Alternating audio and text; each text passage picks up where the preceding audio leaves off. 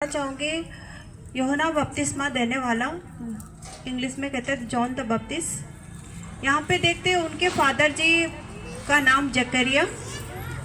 आप यहाँ ध्यान दें जब वचन चलते हैं, उनका फादर जी का नाम जकरिया और वो याजक था, और उनकी पत्नी का नाम एलिसिबा, इंग्लिश में हम एलिजाबेथ जानते हैं। उनकी पत्नी और वो जकरिया जो है बड़ा ही प्रभु के और वफादार था, धार्मिक था, प्रभु के सारे व्यवस्था के अनुसार वो चलते थे अपने लाइफ में। अपने पूरे लाइफ में वो कभी कुछ प्रभु के नज़र में गलत ना पाया। और जब देखते हैं यहाँ पे कि दोनों के कोई संतान नहीं था, क्योंकि दोनों बूढ़े हो चुके थे, और बूढ़े होने पर फिर भी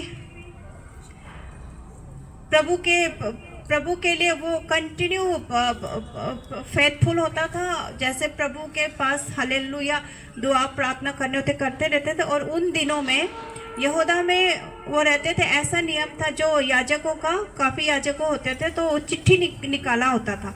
तो चिट्ठी में जिस याजक का नाम आ जाएगा तो वो याजक प्रभु के मंदिर में सेवा करेंगे।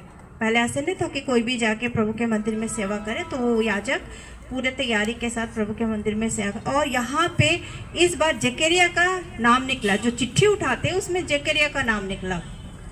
और जब निकला तो तैयार हो गया कि अभी सेवा मेरी बारी आ गई है, तो प्रभु के मंदिर में धूप दानी लेके जाते। और उस समय लोग बाहर में, जब याजक अंदर जाएंगे तो लोग भी बाहर प्रार्थना करते रहते हैं कि याजक सही सलामत वापस आ जाए, क्योंकि किसका अंदर क्या पाप चल रहा है हमें नहीं पता। तो फिर वो अंदर जाता है, और जैसे अंदर जाके वेदी के ऊपर धूपदानी सारा प्रार्थना दिलो जान से जैसे पहले से करके आते थे वैसे ही करता है। और जैसे वो देखता है दाहिने हाथ में, वेदी के दाहिने राइट हैंड साइड में स्वर्गदूत खड़ा होता है। और जैसे स्वर्गदूत को वो देखता है कि स्वर्गदूत तो वाइट शाइनिंग एकदम ब्राइटनेस ने, इतना पावर के साथ लाइटिंग, वो बहुत ही घबरा जाता है, भयभीत हो जाता है। और घबराने के कारण स्वर्गदूत उसको बोलता है, हे जकरिया तू घबरा ना, तू भयभीत ना हो, कि तेरी प्रार्थना सुन ली गई है। हालेलुया। और नीचे फिर लिखा है कि तेरी पत्नी अब गर्भवती होगी और हालेलुया पुत्र जन्मेगा, और उसका नाम तुमने यूहन्ना रखना है। और वो सामर्थ से होगा, वो प्रभु के सामने वो सामर्थ्य होगा, और वो कोई दाख मधु मदिरा कभी ना पिएगा, और वो अपनी माता की गर्भ से ही पवित्र आत्मा में परिपूर्ण होके आएगा, और वो हर एक इजरायलियों का प्रभु की ओर मन फिराएगा। और नीचे कहता है कि वो अलाइजा की सामर्थ्य, उसके आत्मा के सामर्थ्य से वो काम करेगा। हालेलुया। यहाँ पे हम जब देखते हैं हालेलुया, और पूरा प्रभु के लिए, क्योंकि आगे क्या होना है पता है कि प्रभु के राज्य बनाएगा वो। और वो कौन है, उनका पुत्र कौन था, यूहन्ना बपतिस्मा देने वाला, जॉन द बपतिस्ट हम कहते हैं।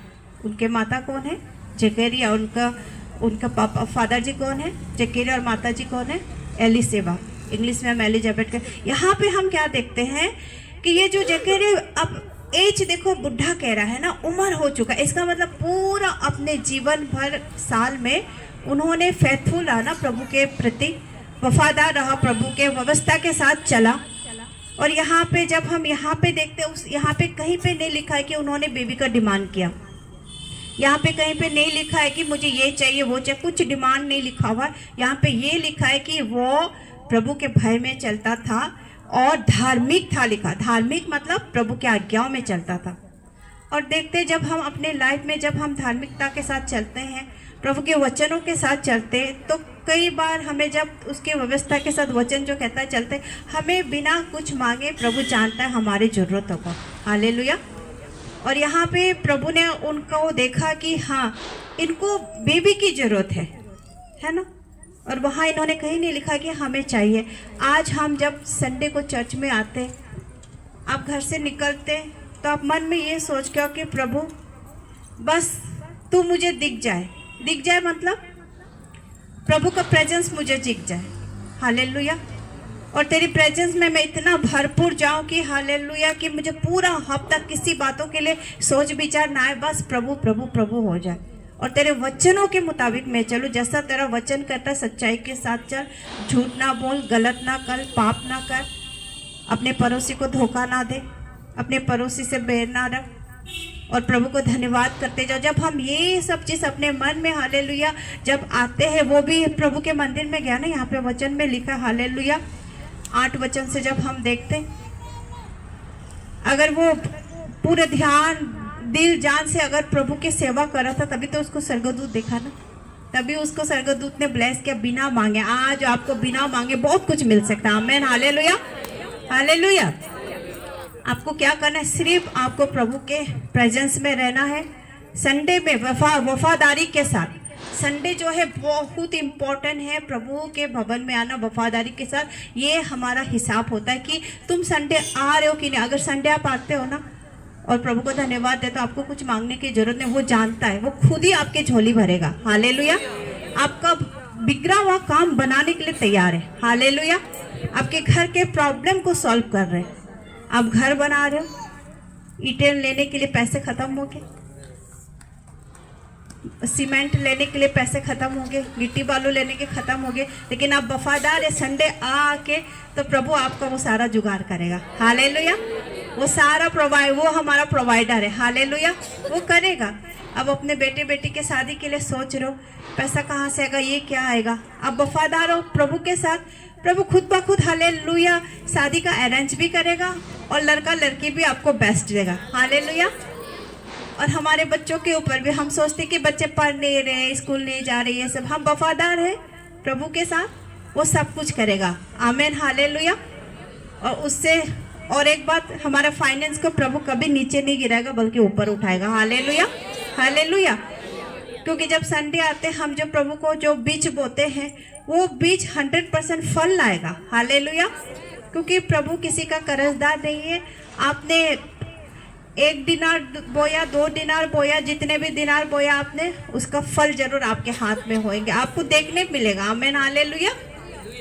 कई बार हम पीछे बहुत सालों से हम मेहनत करके आते हैं, हम तकलीफ करके आते हैं।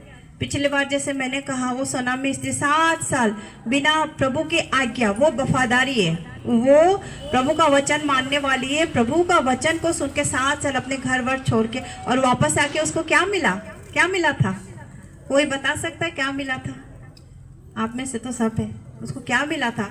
बिना काम किए 7 दिन आपको कोई आपका मेहनत देगा?